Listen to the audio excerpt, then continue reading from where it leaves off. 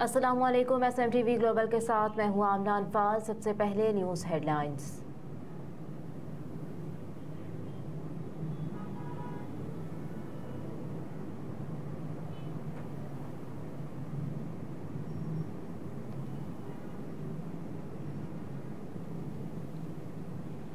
पाकिस्तान मुस्लिम league नून ने न सिर्फ पाकिस्तान की सबसे बड़ी सियासी जमात है बल्कि नॉर्वे, स्वीडन, डेनमार्क और यूरोप में भी एक मजबूत सियासी जमात तस्वुर की जाती है। आज डेनमार्क में पाकिस्तान मुस्लिम लीग नून के अहदेदारान का इजलास हुआ। इजलास पाकिस्तान मुस्लिम लीग नून हाउस डेनमार्क में मुनक्किद हुआ, जिसकी सदारत चीफ पैट्रन और मुस्लिम लीग के बानी अल्लादित्ता भट्ट साहब ने की। इजलास में मियां नवाज शरीफ के पाकिस्तान इस्तकबाल से मुतालिक मामलात तय पाए गए। पाकिस्तान मुस्लिम लीग नून डेनमार्क के नायब सदर हाफिज इमरान सरवर पाकिस्तान पहुंच चुके हैं, लेकिन मजीद लोग भी मोहतरम जनाब मियां नवाज शरीफ के इस्तकबाल में हिस्सा लेंगे। पाकिस्तान मुस्लिम लीग नून के सदर आफ्ताब अहमद रूमी ने मियां हमजा शहबाज शरीफ से मुलाकात से मुतालिक ब्रीफिंग दी। पाकिस्तान मुस्लिम लीग नून डेनमार्क के तर्जुमान मियां जहीर इकबाल ने मियां नवाज शरीफ के इस्तकबालिया कंट्रोल रूम लाहौर से आने वाली हिदायत पढ़कर सुनाई। आखिर में पाकिस्तान मुस्लिम लीग नून डेनमार्क के नायब सदर मोहम्मद शफीक सेठी ने मादरे वतन पाकिस्तान, पाकिस्तान मुस्लिम लीग नून और ख़ास तौर पर फ़लस्तीन के मुसलमानों के लिए दुआएं की। नुमाइंदा SMTV ग्लोबल डेनमार्क मियां ज़हीर।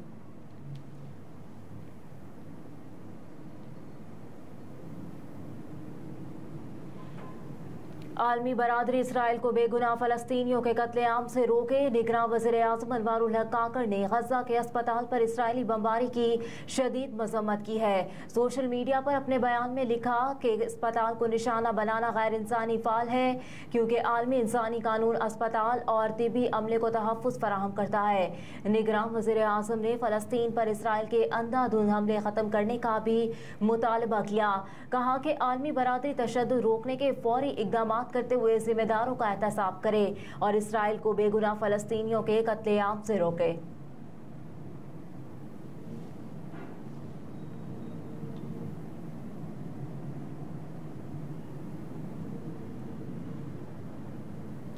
नवाज शरीफ की रोज़ा रसूल सल्लल्लाहु अलैहि वसल्लम पर हाज़री। आइंदा 24 घंटों में दुबई पहुंचने का इम्कान। नवाज शरीफ इन दिनों सऊदी अरब में हैं और उनकी सऊदी हुकाम से 2 मुलाकातें भी हो चुकी।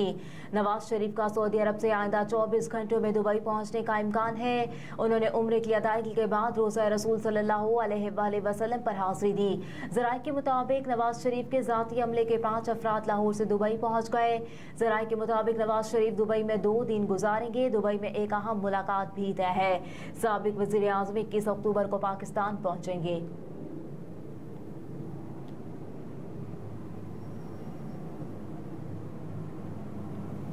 पाकिस्तान पीपल्स पार्टी के चेयरमैन बिलावल भुट्टो जरदारी ने कहा कि सिलेक्शन की सियासत ने जमहूरियत का जनाजा निकाल दिया। पाकिस्तान की जमहूरियत, आइन और इलेक्शन को एक शख्स की वापसी के लिए रोका गया। पाकिस्तान पीपल्स पार्टी ने सानहा कारसाज के शोहदा को खराज अकीदत पेश करने के लिए कराची में जलसा किया। जलसे से बिलावल भुट्टो जरदारी ने खिताब किया और मुल्क गिर अवामी राब्ता मुहिम शुरू करने का भी ऐलान किया। आम इंतखाबात की तारीख दी जाए, अवाम को वोट का हक इस्तेमाल करने दिया जाए, क्योंकि सिलेक्शन की सियासत ने मुल्क को नाकाबिले तलाफी नुकसान पहुंचाया है। नून लीग पर तनकीद करते हुए बिलावल भुट्टो ने कहा कि सिलेक्शन की सियासत ने जमहूरियत का जनाजा निकाल दिया। कुछ भी हो जाए, इलेक्शन कराना होगा। पाकिस्तान की जमहूरियत, आइन और इलेक्शन को एक शख्स की वापसी के लिए रोका गया। हमारे साबिक इत्तेहादी भी मानेंगे, बार बार इलेक्शन का इल्तवा वोट की इज्जत नहीं, वोट की बेइज्जती है। साबिक वज़ीर ख़ारजा ने गज़ा पर इसराइली बमबारी की मज़म्मत की और कहा कि फ़लस्तीनियों को ज़ालिमाना तरीके से शहीद किया जा रहा है।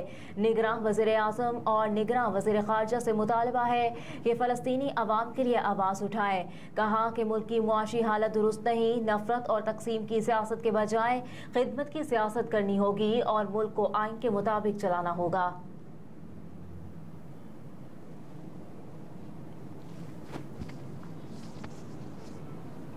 सरकारी मुलाजमीन की पेंशन में बड़ी तब्दीलियों की तजावीज़, अफवाज पाकिस्तान मुस्तस्ना करार।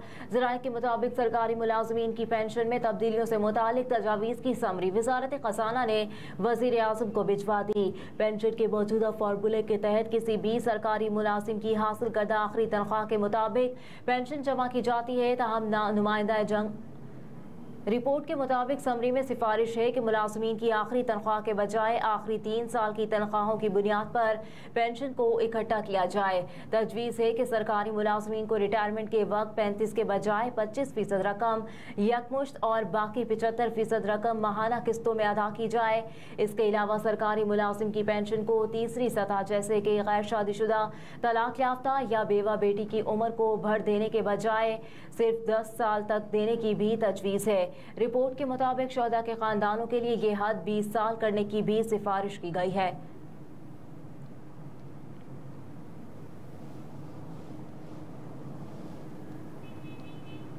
पाकिस्तान और चीन के दरमियान 6 अरब 70 करोड़ डॉलर के LML-1 मुआहदे पर दस्तखत। सेक्रेटरी रेलवे ने कहा कि पाकिस्तान और चीन के दरमियान 6 अरब 70 करोड़ डॉलर मालियत के ML-1 मंसूबे पर दस्तखत हो गए।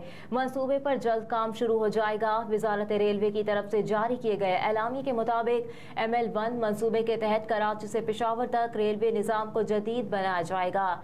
इस मुआहदे से पाकिस्तान का पूरा ट्रांसपोर्टेशन निज़ाम तब्दील हो जाएगा। ML-1 मंसूबे की लागत 9 अरब डॉलर से कम होकर 6.7 अरब डॉलर हो गई। सेक्रेटरी रेलवे ने कहा कि ML-1 एक स्ट्रेटेजिक मंसूबा है।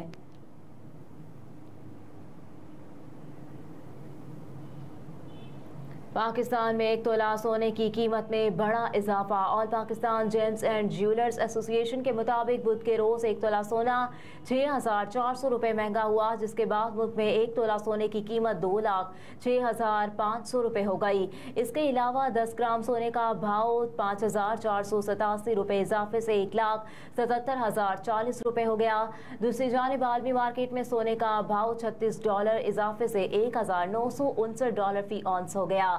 2 दिन कबल आर्मी मार्केट के साथ साथ पाकिस्तान में भी सोने की कीमतों में कमी हुई थी और 1 तोला सोने का भाव 1,900 रुपये कम हुआ था, जिसके बाद 10 ग्राम सोने की कीमत 1,629 रुपये कम होकर 1,71,553 रुपये हो गई थी।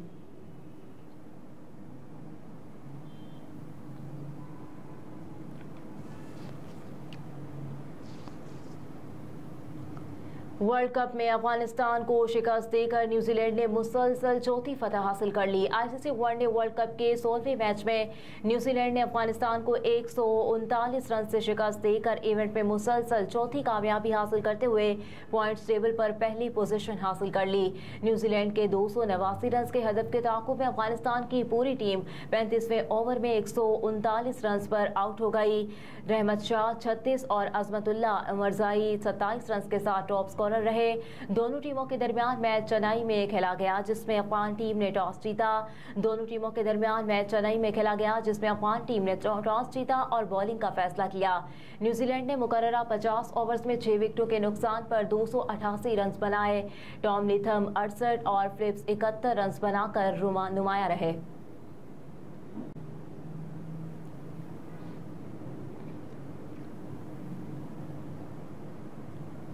हमास और हिजबुल्लाह के हमले। इसराइल ने 2000 अमवात की तस्दीक कर दी। इन हमलों में जख्मी होने वाले इसराइलियों की तादाद 4,500 से जायद है। दूसरी जानिब हिजबुल्लाह ने इसराइल के टैंकों को हदफ बनाने की वीडियो जारी कर दी। फौज के गलीली डिवीजन और शीबा फॉर्म्स के इलाके में तैनात फौजी निशाना बनाए गए।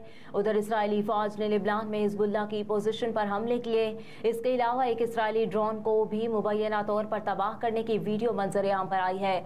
जनूबी लिबनान की जानिब गया मुबैना इसराइली ड्रोन भी फजा में तबाह कर दिया गया। लिबनान की मुजाहमती तंजीम ने इसराइली फौज के जासूसी आलात को भी निशाना बनाया।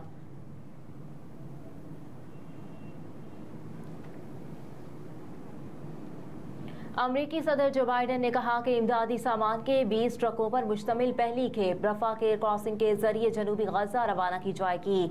अमरीकी सदर ने कहा कि मिस्र के सदर अब्दुल फताह अल सीसी ने रफा क्रॉसिंग खोलने की इजाज़त इंसानी बुनियादों पर दी है। इसराइल से वापसी पर मीडिया से गुफ्तगू में अमरीकी सदर ने बताया कि क्रॉसिंग के आस पास की सड़क को मुरम्मत की ज़रूरत है, इसलिए मुमकिन तौर पर जुम्मे के रोज़ इमदादी ट्रक रवाना किए जाएंगे।